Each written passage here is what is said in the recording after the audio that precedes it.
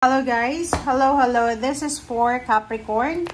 Welcome dito sa aking channel, Capricorn. Alamin natin kung anong messages, vibration, gabay energy para sa lahat ng Capricorn. This is the last week of September 2025, Capricorn. Alamin natin kung ano ang mensahe na para sa'yo. Okay, so please connect your intuition sa lahat ng barahan na lumalabas dito or lalabas dito sa readings natin ngayon.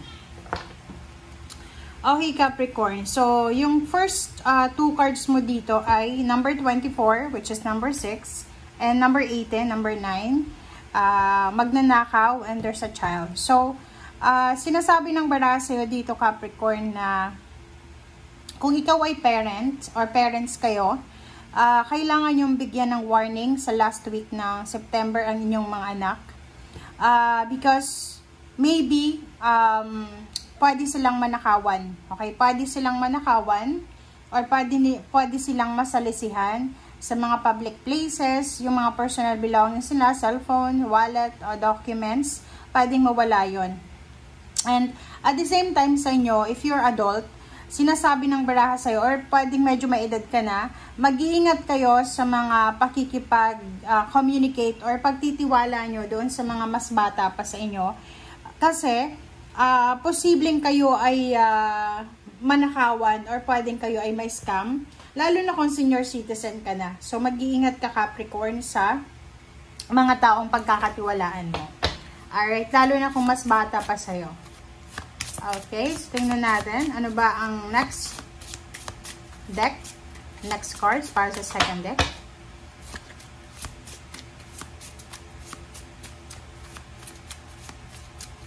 Oops, sorry. Okay, so visions. First card from the second deck is vision. Vision. Mga visions mo yan, Capricorn. And alignment. Wow. Congratulations sa mga Capricorn na kayo ay posibleng yung mga plano nyo sa buhay, yung mga vision nyo ay posibleng align na siya sa kagustuhan ng universe, sa kagustuhan ng Panginoon. Kasi minsan, di ba, marami tayong pangarap sa buhay, marami tayong goals, or marami tayong pangarap, gusto na mangyari sa buhay natin. But sometimes ay hindi yun resonated sa kagustuhan ng Panginoon. So, dito sa baraha mo, simula ngayong buwan na to, ng October. So, from last week siya, ng September, going to October, November, December onwards, lalo na 2026. Kasi year of the horse tayo, diba? Na next year.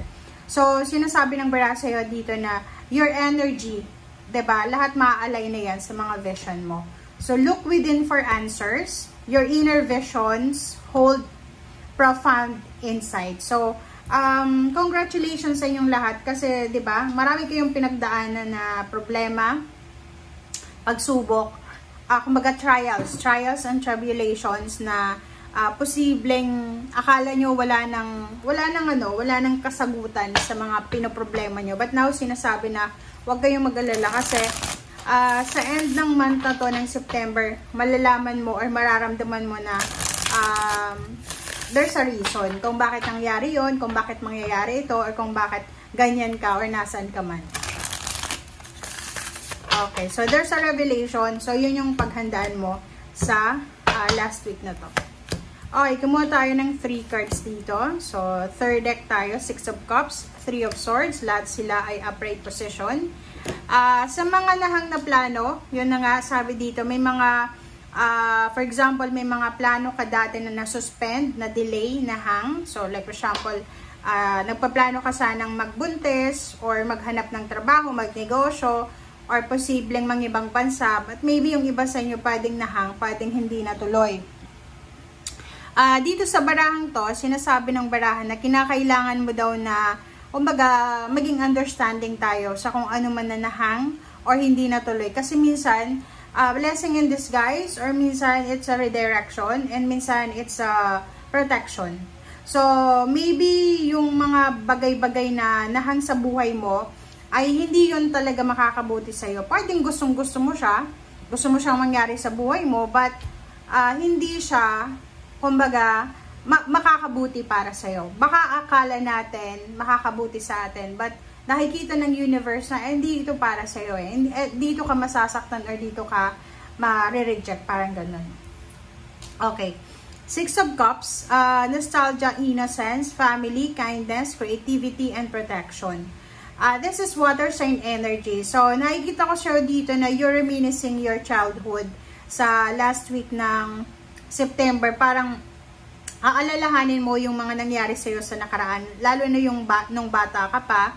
Kung senior citizen ka, nung mga panahon na malakas ka pa, yung like nag-hike ka, nag-abroad ka, nagda-travel ka, or kung ano pa man. So, this week, sinasabi ng baraha sa'yo dito na marami kang realization, marami kang maaalala, na pwedeng magbigay ng parang emotion ng humbleness sa'yo. Kumbaga, kung ano man ito na maririminis mo or kung ano man itong maaalala mo sa linggong ito, ito ay makakatulong sa'yo para maging humble ka. Okay? Maging simple ka lang or maging masaya ka, maging kontento ka sa buhay, lalo na sa pamilya mo. And you're lucky kasi may mga pamilya ka na willing sila na suportahan kayo sa kung ano man na suporta ang kailangan nyo.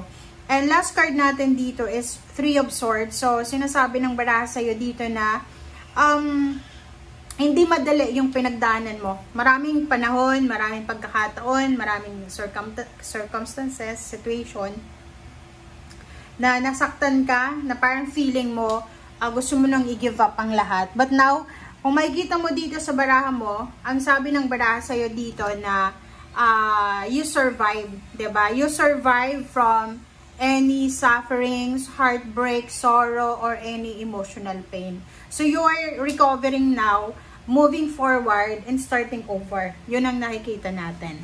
So, let's check the last deck. Ito yung last deck natin. Additional message.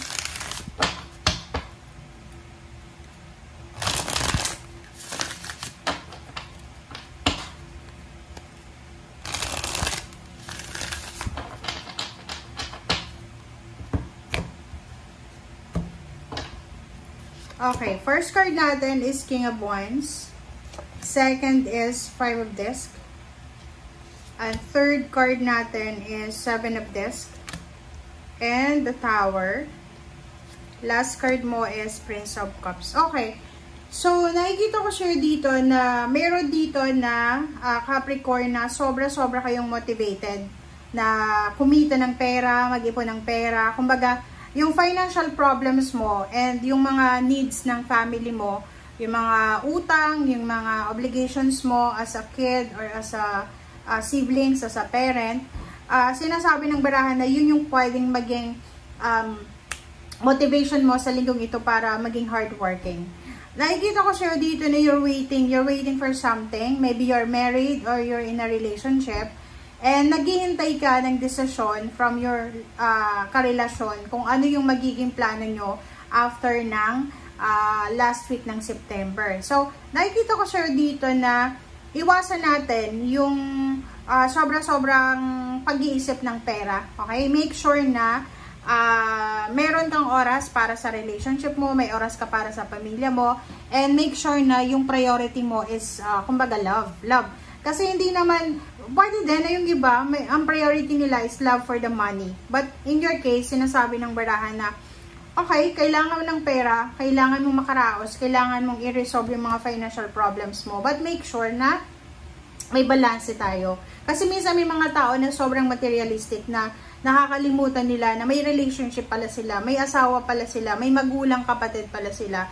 Kasi sobra silang busy or abala sila sa pagpapayaman. So, in your case, sinasabi ng barahan na i-grab mo yung opportunity ng blessing na to. Kasi maraming blessings eh. So, parang magsha-shower ang universe ng blessing sa'yo. So, may mga tao na pag nagiging blessed sila, nagiging selfish sa family. Kasi sasabihin nila na, ay, hindi naman nila ako tinulungan nung ako ay nagsasuffer. But in your case, sinasabi ng barahan na this blessing or that blessing, kung ano man yung blessing na parating sa'yo, kailangan mo siyang i-share, lalo na sa foundation mo, which is your family, your loved ones, or your kids, or kung sino man na connected sa'yo. Okay? Mayroon dito na pwedeng single or galing sa heartbreak na Capricorn. Single mom, single dad, or pwedeng may ex-husband, ex-wife. Sinasabi ng barahan na there's an opportunity para makatagpo ka ng bagong relationship.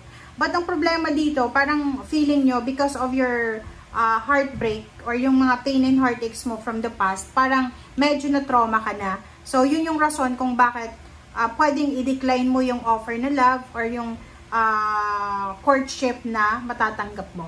Okay? Thank you guys. Bye!